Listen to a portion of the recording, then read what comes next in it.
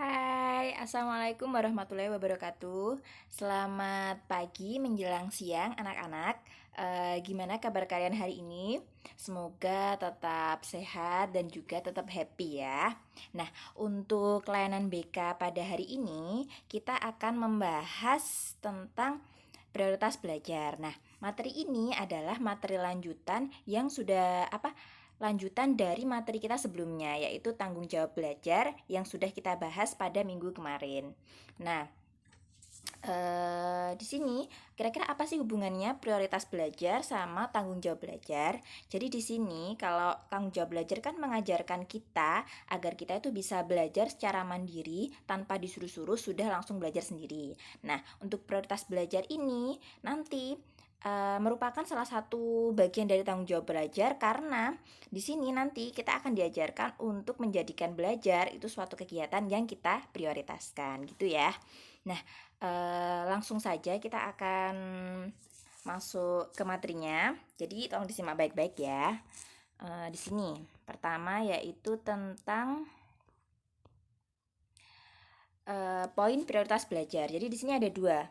Yang pertama itu adalah pengertian prioritas. Nah, di sini ada pengertian prioritas berdasarkan Kamus Besar Bahasa Indonesia, yaitu pengertian prioritas yaitu adalah yang didahulukan dan yang diutamakan daripada yang lain. Kemudian yang kedua yaitu pengertian prioritas belajar. Di sini ada 2 poin, Cah. Yang pertama yaitu siswa menjadikan belajar sebagai sesuatu yang didahulukan dan diutamakan daripada kegiatan yang lain. Nah, yang kedua yaitu siswa mampu mengidentifikasi kegiatan belajar yang mana yang harus diutamakan dan didahulukan.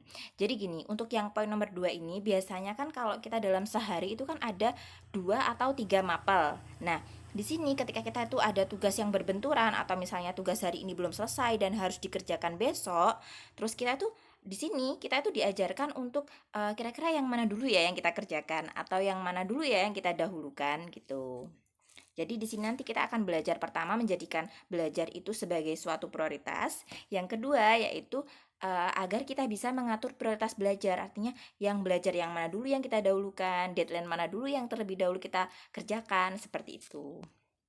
Nah, untuk yang kedua, nah ini. Kenapa sih belajar itu menjadi prioritas? Jadi di sini ada 4 ya, Cah ya. Ada 4 aspek kenapa sih kok belajar itu menjadi suatu yang diprioritaskan. Pertama, keterampilan belajar itu merupakan keterampilan seumur hidup yang akan menjadi sangat penting. Jadi gini, ketika kita itu sekolah, itu sebenarnya kita tuh bukan cuma cari nilai saja, Cah, tapi kita itu menjalankan suatu prioritas belajar. Jadi di sini ketika kita misalnya ujian, itu bukan berarti kita tuh nyari nilainya, Cah, tapi proses belajarnya ini yang kita jadikan, karena kita jadikan acuan maksudnya. Jadi gini, sistem pendidikan yang merupakan sistem persiapan terbaik untuk sukses di masa depan itu menjadikan poin penting proses belajar. Nah, di sini ketika kalian sudah lulus sekolah nih, misalnya, itu apakah berarti kalian sudah berhenti belajar? Jawabannya tentu saja tidak. Misalnya kayak Bu Juni nih, Bu Juni kan sudah bekerja. Apa berarti Bu Juni itu sudah berhenti belajar? Tidak. Jadi di sini kita itu belajar itu adalah suatu proses seumur hidup kita. Misalnya kayak Bu Juni nih, sekarang Bu Juni sudah bekerja jadi guru BK kalian. Bukan berarti Bu Juni itu tidak belajar. Di sini Bu Juni juga belajar, misalnya mengerti, belajar untuk lebih dekat sama kalian, belajar mengetahui karakter kalian masing-masing. Nah, di sini Bu Juni juga belajar. Apalagi di masa pandemi ini, Cah, Bu Juni tuh banyak belajar. Belajar tentang penggunaan teknologi, belajar juga tentang kalau dulu sekolah tuh seperti itu, kalau sekarang tuh gimana ya biar anak-anak tuh tetap merasa kalau mereka tuh sekolah walaupun mereka tuh di rumah. Bu Juni banyak sekali belajar di sini, Jan. Di sini proses belajar itu bukan berarti tentang pelajaran dan nilai saja, tapi proses belajar itu adalah bagaimana kalian bisa menjalani kehidupan dari hari demi hari itu menjadi lebih baik. Nah, jadi di sini poin pentingnya itu. Ketika kalian itu merasa belajarnya itu cari nilai, nah itu salah. Jadi proses kalian itu Cah yang penting. Misalnya nih kalian tuh ketika ujian, strategi belajar seperti apa yang kalian gunakan. Nah, itu yang jadi poinnya. Atau kalau misalnya nih kalian banyak tugas, kira-kira strategi gimana biar kalian tuh bisa menyelesaikan tugasnya. Itulah yang namanya belajar. Jadi bukan tentang nilai aja atau pengetahuan pengetahuan aja, tidak. Jadi belajar itu hitungannya adalah luas banget. Kemudian, di sini ada pendidikan berkualitas adalah persiapan terbaik untuk tantangan hidup. Jadi, kalau misalnya kalian itu menganggap kalau kita itu cuma belajar melulu tentang nilai, itu salah, karena pendidikan ini atau belajar ini adalah bekal kita seumur hidup. Bu Jun itu berdasarkan pengalaman Bu Juni juga ya Cah ya. Jadi ketika anak asuhnya Bu Juni itu dia itu punya semangat yang tinggi, semangat belajar yang tinggi untuk menyelesaikan masalah, itu dia tuh lebih cenderung optimis dalam menghadapi kehidupannya dia. Beda kalau anak tuh yang cenderung malas-malasan belajarnya, itu nanti pas dia dihadapi tentang masalah, itu dia cenderung memalingkan diri atau lebih langsung cepat down. Sedangkan kalau anak-anak yang dia tuh semangat belajarnya bagus, itu biasanya dia tuh lebih optimis menghadapi masalah. Ketika ada masalah ini, dia tuh punya pemikiran yang oh aku harus gini, oh aku harus gini gitu. Karena dan dia mendapatkan proses belajar itu dari pengalamannya, pengalaman belajarnya gitu. Jadi kalau kita itu melulu tentang belajar tentang pengajaran aja itu salah. Jadi kenapa sih belajar itu menjadi suatu prioritas? Karena di sini ini akan menjadikan bekal kalian di masa depan gitu ya. Nah, yang ketiga yaitu teknologi dan informasi terbaru. Maksudnya gimana Bu ini? Kenapa belajar itu menjadi prioritas? Karena dengan belajar itu perkembangan teknologi dan informasi terbaru itu bisa terlahirkan. Misalnya nih HP zaman dulu sama HP zaman sekarang kan beda banget. Nah, HP zaman sekarang tuh diperoleh dari mana? Diperoleh dari hasil belajar gitu. Makanya di sini belajar itu menjadi prioritas karena ini akan memicu teknologi dan informasi terbaru seperti itu ya.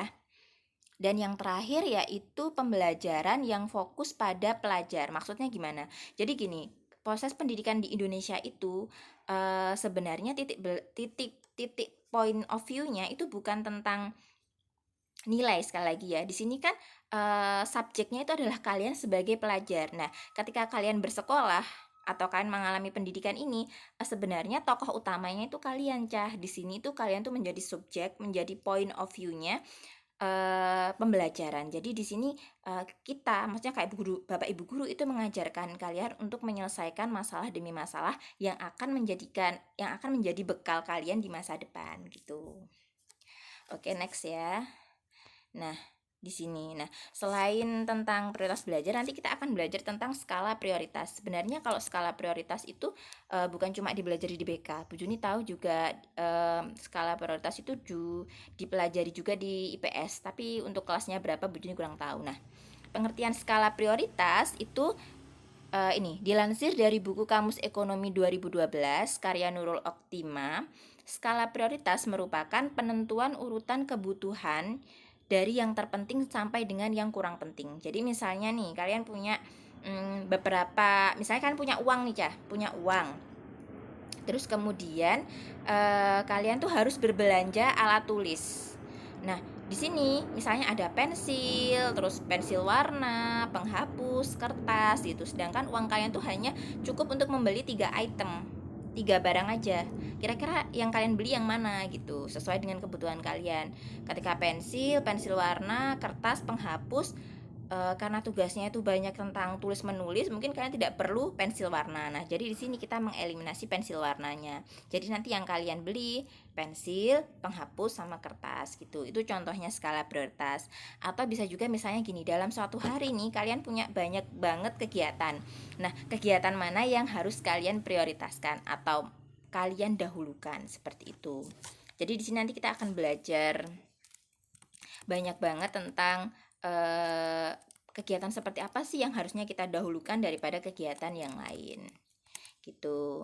Nah, dalam prioritas belajar ini nanti kita akan mengenal nih cara menyusun skala prioritas. Nah, biasanya kalau cara menyusun skala prioritas kita tuh akan mengenal tentang tabel warna ini, Cah. Jadi di sini ada 4 tabel, itu ada warna merah, warna orange, warna hijau, dan warna biru. Nah, kita bisa baca tulisan yang anak panah di atasnya itu lebih mendesak, kurang mendesak, lebih penting, kurang penting. Nah, di sini kita akan diajarkan bagaimana kita itu bisa mengatur prioritasnya dengan tabel ini. Misal kita punya beberapa kegiatan nih di rumah. Nah, kita akan menyusun dan memasukkannya ke dalam kotak-kotak ini.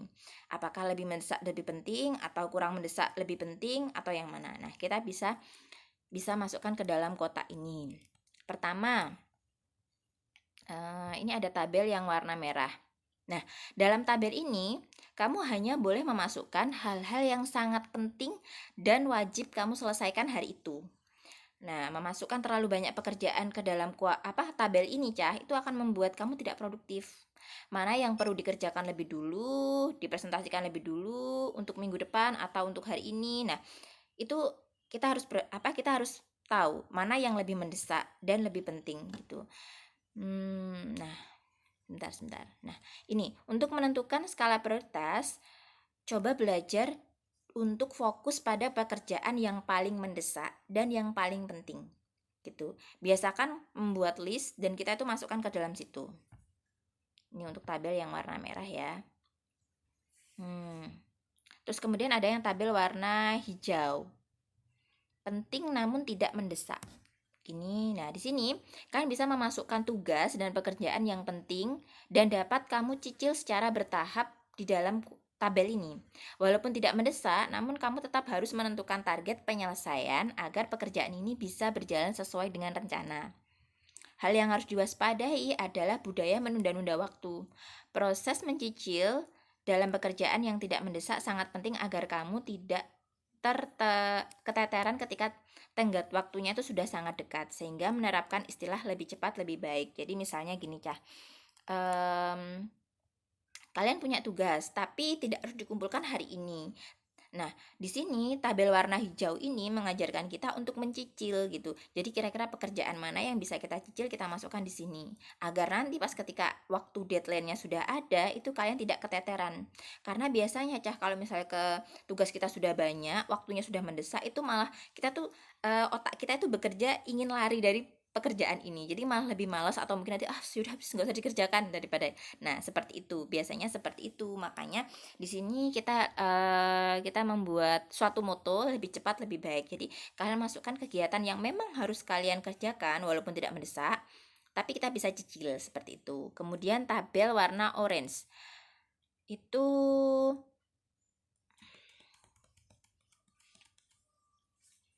Nah, ini berisikan tentang hal ini kebalik ya, Cah ya. Ini yang warna hijau ini, yang tadi itu warna oranye. Terus kemudian di sini tidak penting tapi tetap harus dikerjakan. Misalnya nih di sini mengisi presensi. Jadi di sini mengisi presensi itu mungkin tidak seberapa penting ya, Cah, tapi tetap harus diisi gitu karena presensi itu nanti akan Bu Juni laporkan ke orang tua kalian, ke dinas gitu. Jadi walaupun kegiatan presensi itu cuma spelling ngisi absen aja, tapi di sini ini tetap harus dilaksanakan gitu. Kemudian tabel warna biru tidak penting dan tidak mendesak. Jadi di sini kebanyakan dari kita itu sering sekali terjebak berlama-lama di dalam tabel ini, Cah. Nah, misalnya nih kegiatan yang ada di tabel itu main media sosial, main Instagram, main game, terus kumpul dengan teman gitu, terus main smartphone. Nah, itu kan kadang-kadang itu tujuannya kan nggak jelas ya, Cah, untuk fun saja, untuk kesenangan kita. Nah, kalau kita sampai terjebak dalam kegiatan ini, itu nanti kegiatan yang lain akan ke pending gitu. Jadi kita harus bisa mensortir atau menyusun kalau misalnya kegiatannya ini kurang penting ya kita kurangi, kita minimalisasi gitu. Jadi gini, Cah, menyusun skala prioritas itu memang tidak mudah ya. Tapi kalau misalnya kalian sudah terbiasa, insya Allah akan lebih mudah lagi gitu. Apalagi ketika kamu dihadapkan dengan berbagai macam kegiatan, Bu Juni harapkan tabel ini akan sangat membantu kalian. Itu ya, Cah ya. Selanjutnya, kiat menentukan prioritas dan mengatur waktu. Yang pertama itu tentukan tujuan perkuat misi. Jadi maksudnya gini, ketika kalian itu ketika kalian itu punya satu tujuan, itu kalian akan lebih terfokus. Misalnya nih hari ini pembelajaran itu ada matematika, ada BK, terus ada prakarya. Nah, hari ini pokoknya tugas matematika, prakarya sama BK harus selesai dulu dibanding tugas yang lainnya gitu. Karena detailnya hari ini. Jadi kan harus menentukan misi kalian pada hari ini. Aku nanti pokoknya mau belajar ini gitu dan menyelesaikan tugas ini agar lebih fokus gitu ya. Kemudian yang kedua menggunakan matriks skala prioritas. Jadi yang tadi yang 4 warna tadi. Tadi metrik itu nanti misalnya kan dalam satu hari ini kamu punya janji sama teman, terus punya janji sama orang tua mau ngantar gimana, atau mungkin juga kalian ada kegiatan lain mau jualan online atau mau kerja seperti itu misalnya. Terus apa namanya, kalian bisa menyusun kegiatan tadi dimasukkan ke dalam tabel-tabel tadi. Nah, kalian bisa tahu, oh ini yang tidak penting, ini yang sangat penting mendesak. Jadi yang tak kerjakan dulu yang tabel warna merah yang mendesak. Kemudian ke tabel warna hijau, terus warna oranye, dan yang terakhir aku baru bisa ngambil yang warna biru seperti itu ya. Kemudian kerjakan tugas sebelum mendesak. Jadi kalau misalnya ternyata dari kegiatan tadi kalian masih ada punya waktu istirahat, terus kalian sudah bosan juga main HP atau main game. Nah, kerjakan tugas sebelum mendesak, artinya kayaknya besok ada tugas ini deh, tak kerjakan dulu aja deh gitu. Atau misalnya ini matematika ada tugas tapi dikumpulkannya hari Sabtu. Daripada nanti hari Sabtunya itu nubia istilahnya cepet-cepet keteteran, mending dikerjakan sekarang gitu. Terus kemudian review hasil tugas ketika kalian sudah menyelesaikan. Jadi kamu tuh harusnya punya list tugasnya apa aja, Cah. Setelah selesai kamu bisa checklist. Ketika kamu checklist itu perasaannya tuh, wah aku hari ini berhasil menyelesaikan tugas ini loh. Nah, itu namanya review hasil tugas. Selanjutnya yaitu, nah di sini ada diskusi masalah. Ini nanti termasuk tugas ya, Cah. Nanti akan Bujuni share linknya. Ini jadi di sini ada gini, masalahnya gini. Andi adalah seorang siswa kelas 7 di sebuah SMP. Pada hari ini dia mempunyai beberapa kegiatan yang harus dilaksanakan. Dia ada tugas IPA yang harus dikumpulkan paling lambat pukul 19.00 pada hari ini. Tugas tersebut mengharuskan Andi untuk membeli kertas HVS di toko ATK. Pada hari ini juga ada pertemuan pembelajaran via Zoom yang akan dilaksanakan pukul 8 pagi. Pada saat yang bersamaan, dia ada janji untuk main bareng game Mobile Legends bersama temannya. Nah, di sini kalian harus mendiskusikan ini. Pertama, berdasarkan cerita tadi, silakan diidentifikasi kegiatannya itu ada apa aja sih? Gitu ya. Terus kemudian, masukkan kegiatan yang sudah kalian identifikasi itu ke dalam tabel 4 warna tadi. Gitu. Kemudian susunlah kegiatan yang harus dilakukan Andi. Jadi mulai dari yang paling penting sampai yang tidak penting nanti kalian buat susunannya. Nah, tugasnya nanti diisi di Google Form yang akan Bu Juni share setelah melihat video ini tentunya ya, gitu. Nah, ini dia. Thank you. Sudah selesai layanan BK-nya. Sampai bertemu di layanan BK minggu depan. Kalau misalnya kalian ada yang kurang jelas, silakan tanya di grup WhatsApp atau kalian juga bisa komen di channel ini ya, gitu ya. Semoga layanannya bermanfaat. Akhirul kalam, billahi taufiq walhidayah. Wassalamualaikum warahmatullahi wabarakatuh. Sampai jumpa di layanan BK selanjutnya.